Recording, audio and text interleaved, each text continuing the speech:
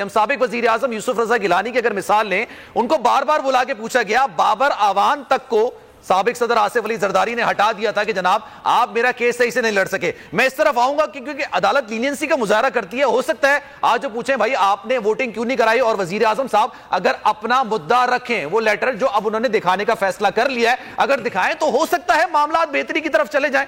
क्या लगता है सर समी साहब आपको?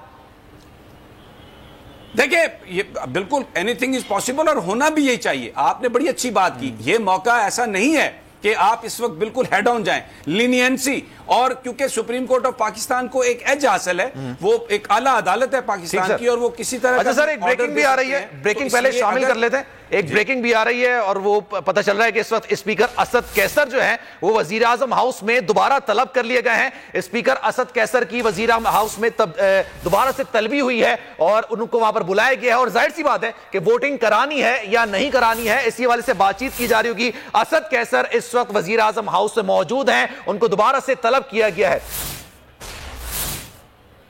मलिक सईद हमारे नुमाइंदे हमारे साथ मौजूद हैं, उनसे मजीद बात करेंगे। मलिक सईद बताइएगा, असद कैसर इस वक्त वजीर आजम हाउस पहुंच गए?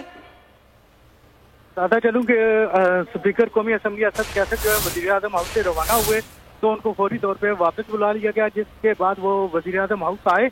लेकिन इसके साथ मजीद अपडेट ये भी बताता चलूं कि वो अब यहाँ से वापस रवाना हो चुके हैं और पार्लियामेंट हाउस पहुंच चुके हैं। उनके साथ चीफ व्हिप आमिर डोगर भी थे, और इस मौके पर वजीर आजम से मुलाकात में जो है वो यही मामला तय आया है कि अदम एतमाद पर वोटिंग करानी है या नहीं करानी। जरा ये भी बता रहे हैं कि इस बात पर भी जो है तबादला ख्याल किया गया है कि खत जो है वो आगे अगर स्पीकर को दिखाया गया उसके बाद क्या नई रूलिंग भी जारी हो सकती है या नहीं हो सकती। अच्छा। इस हवाले से लाएअमल तय किया गया है। ठीक है, उनको दिखा दिया गया है खत, और अब ये शायद इम्कान जाहिर किया जा रहा है कि हो सकता है इससे रूलिंग दे दी जाए। बाबर डोगर भी हमारे साथ मौजूद हैं, काफी देर से खामोश बैठे हैं। बाबर डोगर साहब ये बताइएगा, मौजूदा सूरत हाल में आपको क्या लगता है, अब असद कैसर स्पीकर